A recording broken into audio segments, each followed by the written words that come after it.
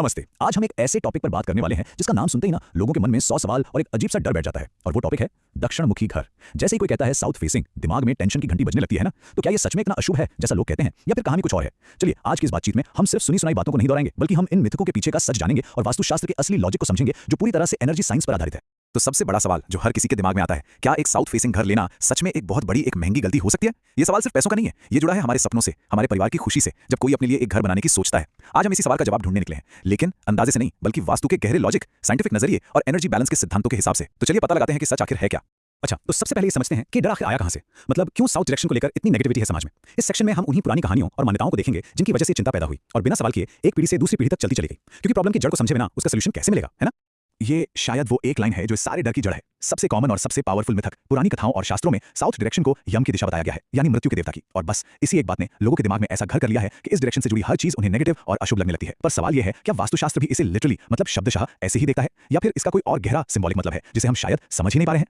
और इन्हीं मिथकों और अधूरी जानकारी की वजह से ना कुछ पक्के डर मन में बैठ गए हैं। जैसे कि अगर घर साउथ फेसिंग है तो भाई पैसा तो रुकेगा नहीं, चाहे दिन रात मेहनत कर लो, घर में हमेशा टेंशन का माहौल रहेगा, छोटी छोटी बात पे झगड़े होंगे, करियर में ग्रोथ जैसे रुक सी जाएगी, मौके हाथ से फिसलते रहेंगे, और सबसे बड़ी टेंशन हेल्थ इश्यूज कि कोई ना कोई हमेशा बीमारी रहेगा। और ये डर इतने गहरे हैं कि लोग कई बार एक बहुत बढ़िया प्रॉपर्टी सिर्फ इसलिए रिजेक्ट कर देते हैं क्योंकि उसका मुंह साउथ की तरफ है। अब यहां से बात एक बहुत ही इंटरेस्टिंग मोड़ लेती है। देखिए, जो वास्तु के असली जानकार हैं वो साफ कहते हैं कि प्रॉब्लम सिर्फ डायरेक्शन नहीं है। जी हां, ये जो सारी दिक्कतें हमने अभी गिनी, पैसों की, रिश्तों की, करियर की, सेहत की, इनकी असली वजह कुछ और ही है। वजह छुपी है घर के डिजाइन में, उसके लेआउट में और एनर्जी के फ्लो में, जिसे हम अक्सर इग्नोर कर देते हैं। डायरेक्शन तो बस एक फैक्टर है जो एनर्जी का नेचर तय करता है। असली खेल तो ये है कि हम उस एनर्जी को हैंडल और मैनेज कैसे करते हैं। तो चलिए अब इन मिथकों से बाहर निकलकर उन असली वास्तु चुनौतियों को समझते हैं जो साउथ फेसिंग घरों में अक्सर मिलती हैं। अब हम इस मुद्दे को किसी अंधविश्वासी श्राप की तरह नहीं बल्कि कुछ समझने लायक आर्किटेक्चरल और एनर्जी से जुड़ी चुनौतियों की तरह देखेंगे। और अच्छी बात यह है कि जिन चुनौतियों को समझा जा सकता है उन्हें सही जानकारी और सही उपायों से ठीक भी किया जा सकता है। तो मोटे तौर पर साउथ फेसिंग घरों से जुड़ी प्रॉब्लम्स को हम इन 4 बड़ी कैटेगरीज में बांट सकते हैं ताकि समझना आसान हो जाए। पहला है कठोर तात्विक प्रभाव, मतलब सूरज की सीधी गर्मी का असर। दूसरा, एनर्जी के एंट्री पॉइंट्स, यानी मेन डोर की गलत जगह। तीसरा, जोनल इंबैलेंस, मतलब किचन बाथरूम का गलत जोन में होना। और चौथा, कमजोर स्ट्रक्चरल स्टेबिलिटी जो घर के डिजाइन से जुड़ा है। चलिए अब एक एक करके इन सबको डिटेल में समझते हैं। तो पहली और सबसे बड़ी प्रॉब्लम जो साइंटिफिकली भी प्रूवन है वो है बहुत ज्यादा गर्मी। अब देखिए, इंडिया की जो ज्योग्राफिकल लोकेशन है उसकी वजह से साउथ डायरेक्शन पर दिन में ज्यादातर समय सूरज की सीधी और बहुत तीखी किरणें पड़ती हैं। घर एकदम तंदूर जैसा गर्म हो जाता है। वास्तु और आयुर्वेद की भाषा में इसे पित्त एनर्जी का बढ़ जाना कहते हैं। अभी बढ़ी हुई पित्त एनर्जी सिर्फ एसी का बिल नहीं बढ़ाती बल्कि घर में रहने वालों के नेचर पर भी असर डालती है। इससे क्या होता है? चिड़चिड़ापन, गुस्सा, पेशेंस की कमी, मेंटल स्ट्रेस। और तो और अगर साउथ की दीवार पर बड़ी बड़ी खिड़कियां हैं तो घर की जो पॉजिटिव एनर्जी है वो भी इस गर्मी के साथ बाहर निकल जाती है। इसे वास्तु में कहते हैं एनर्जी लीक। अब आते हैं दूसरी और शायद सबसे इंपॉर्टेंट चुनौती पर, मेन डोर की जगह। एक बात अच्छे से समझ लीजिए, साउथ डायरेक्शन में दरवाजा होना अपने आप में प्रॉब्लम नहीं है। असली प्रॉब्लम तब शुरू होती है जब वो दरवाजा गलत हिस्से में यानी गलत पद में बना हो। अब ये पद क्या है? वास्तु में ना हर डायरेक्शन को 9 बराबर हिस्सों में बांटा जाता है। अगर मेन डोर साउथ वेस्ट यानी नैऋत्य कोण के पास वाले पदों में है तो ये एक बहुत बड़ा वास्तु दोष है। ये समझ लीजिए कि आपने नेगेटिव एनर्जी, टेंशन और पैसों के नुकसान के लिए दरवाजा खुद खोल दिया है। वहीं दूसरी तरफ अगर यही दरवाजा साउथ ईस्ट यानी आग्नेय कोण की तरफ सही पद में हो तो यही घर में पॉजिटिविटी, पैसा और स्टेबिलिटी लाता है। तो देखा, दरवाजा साउथ में कहां है, सारा खेल इसी का है। चलिए अब जरा साउथ वेस्ट जोन की बात करते हैं, जिसे नैऋत्य कोण भी कहते हैं। वास्तु में इस जोन को पृथ्वी तत्व का जोन माना गया है। ये घर में स्टेबिलिटी, रिश्तों में मजबूती और पैसों के ठहराव का सेंटर पॉइंट है। आप इसे घर की नींव समझिए जो पूरे परिवार को थाम कर रखती है। अब जरा खुद सोचिए, अगर इस मजबूत नींव वाली जगह पर आपने किचन बना दिया जो कि आग का प्रतीक है तो क्या होगा? आग और मिट्टी में तो बनती नहीं। या फिर वहां बाथरूम बना दिया जो पानी और निकासी का प्रतीक है तो वो तो सारी मिट्टी को बाहर ले जाएगा। या सीढ़ियां बना दी जो उस जगह को अंदर से खोखला कर देती हैं। इन सबसे क्या होगा? घर की नींव ही हिल जाएगी और इसका असर दिखता है रिश्तों में दरार, पैसों का न रुकना और जिंदगी में लगातार उथल पुथल के रूप में।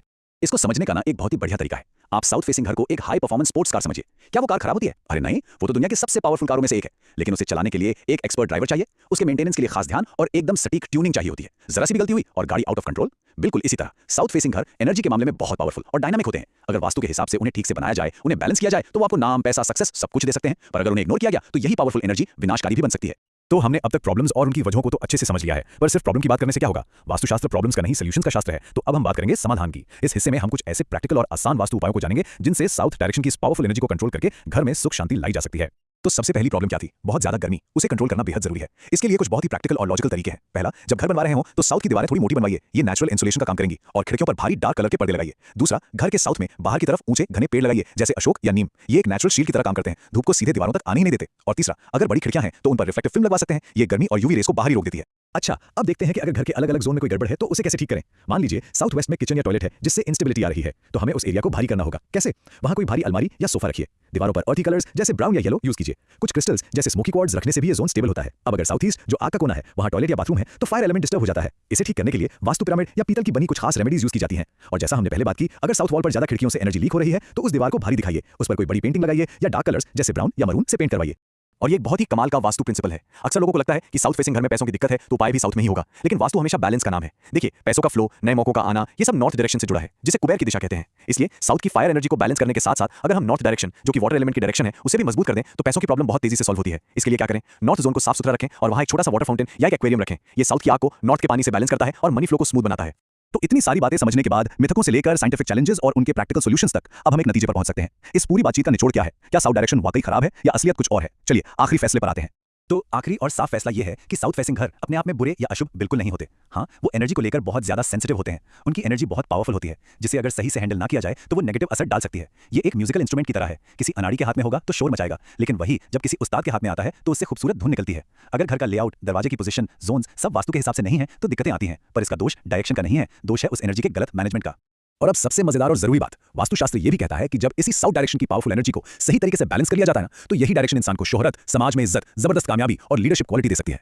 इस दिशा के स्वामी मंगल ग्रह हैं और देवता यम, जो कि अनुशासन, पावर और अथॉरिटी के प्रतीक हैं। इसलिए एक बैलेंस्ड साउथ फेसिंग घर उन लोगों के लिए किसी वरदान से कम नहीं जो पब्लिक लाइफ में है, पॉलिटिक्स में है, आर्मी में है या बड़े बिजनेस में है। ये अपने रहने वालों को एक राजा जैसी जिंदगी और सम्मान दे सकता है। तो आखिर में ये एक सवाल हमारे लिए बचता है, अगर हर डायरेक्शन अच्छी है और उसे बस बैलेंस करने की जरूरत है, तो आखिर वो क्या चीज है जो किसी भी घर को एक सच्चा घर बनाती है, एक सुकून की जगह? क्या वो सिर्फ वास्तु के नियम है या डायरेक्शंस का कैलकुलेशन, या फिर उसमें रहने वाले लोगों की अपनी सोच, उनका प्यार, उनके कर्म और उनकी पॉजिटिविटी भी उतनी ही जरूरी है? शायद असली जवाब इन दोनों के बैलेंस में ही है, एक वास्तु के हिसाब से सही बना हुआ घर और उसमें रहने वाले प्यार भरे पॉजिटिव लोग।